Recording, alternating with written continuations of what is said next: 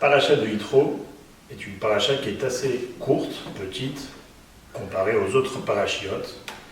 Elle contient 2 épisodes. Le premier, c'est l'arrivée de Yitro, beau-père de Moshe, qui s'est converti et a rejoint le peuple juif dans le désert. Et juste après, il y a l'épisode du don de la Torah sur le mont Sinaï.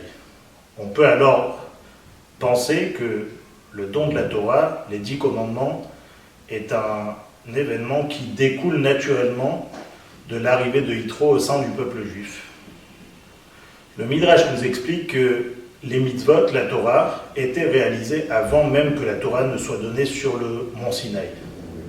On pourrait alors s'interroger, que s'est-il passé de nouveau en l'an 2448 lorsque la Torah fut donnée sur le mont Sinaï? Les textes nous expliquent qu'avant que la Torah ne soit donnée sur le mont Sinaï, les mitzvot qui étaient réalisés n'avaient pas d'impact, ne pouvaient pas transformer le monde physique, matériel qui nous entoure.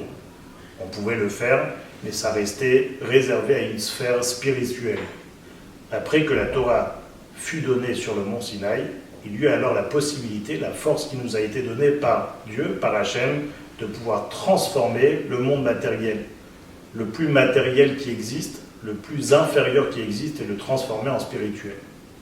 On peut alors tout à fait comprendre la nécessité, l'importance de l'arrivée d'Yitro.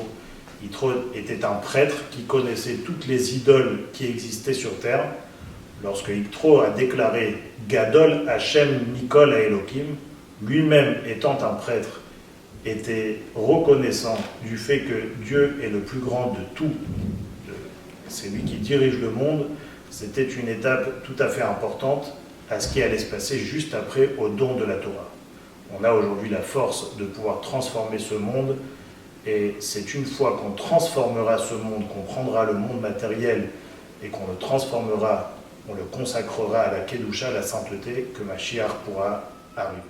Shabbat Shalom.